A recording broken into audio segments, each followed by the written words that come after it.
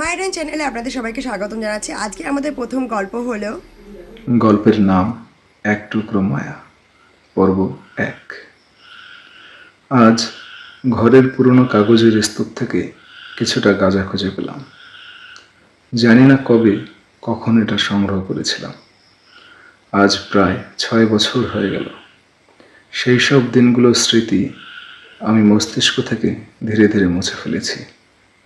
তবে সহজ ছিল না সেই প্রচেষ্টা। কলকাতার এক নামী হাসপাতাল থেকে প্রায় 50,000 টাকার ওষুধ খেতে হয়েছে। আজ এই সামান্য এক টুকরো পাতার গন্ধ আবার সব মনে করিয়ে দিল। মনে পড়ল কবে প্রথম এই পাতার গন্ধে নিজেকে সমর্পণ করেছিলাম। কলেজের পিছনে একটা বনানী ছিল, সেখানে একটি পুরনো বট গাছ। আমি প্রায় একা বসতাম, লিখতাম গল্প, কবিতা, অনেক কথা। সেই দিনও একটা ভূতের গল্প লিখবার কথা ভেবে বটের তলায় গিয়ে বসে পড়লাম। ব্যাগ থেকে খাতা ও পেন বের করে গাছের পাতার আড়ালে লুকিয়ে থাকা আকাশ দেখছিলাম। হঠাৎ মনে হলো ভয়ঙ্কর ভূতের গল্পের প্লট মাথায় এলো। আমি সাধারণত গল্পের নাম শেষে রাখি, কিন্তু আজ প্রথমেই লিখলাম বুড়ো বটের যক্ষ। যক্ষ বলতে বোঝায় সেই সমস্ত রক্ষক যারা গুপ্তধনের পাহারা দেয়। সঠিক মালিক পেলে তারা মুক্তি পায়। এই যক্ষ কখনো সাপের আকার ধারণ করে ভয় দেখায়, কখনো ভুলো হয়ে ছলনা করে মানুষের মতি ভ্রান্ত করে। গল্পটা শুরুতেই জমে উঠল। নিজেকে গল্পকার বলছি না। প্রারম্ভে যদি গল্প না জমে, পাঠকের আগ্রহ থাকে না। আমি একজন নিখুঁত পাঠক। স্কুল, কলেজ বা লাইব্রেরি থেকে যা বই পড়েছি তা আমাকে এই দক্ষতা দিয়েছে। একবার তো স্কুলের লাইব্রেরিতে রাত 8টা পর্যন্ত পড়া শেষ করেছি। বাইরে তালা ঝুলেছিল আর আমি বইয়ের পাহাড়ে ঘুমিয়েছিলাম। হঠাৎ নাকে পোড়া গন্ধ এলো।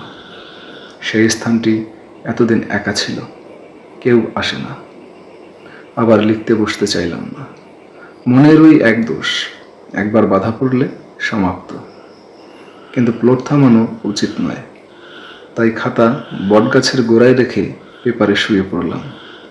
মাঝে মাঝে এমন করি, যখন লেখা থমকে যায়, মন হালকা করার জন্য। মন হালকা করতে 50,000 খরচ হয়েছিল, কিন্তু তখন বুঝেছিলাম ও অভ্যাস আমার মন ভারী করত, চিন্তার পাহাড় গড়ে দিত। সেই পাহাড়েই আমি গাঁজা চাষ করেছিলাম।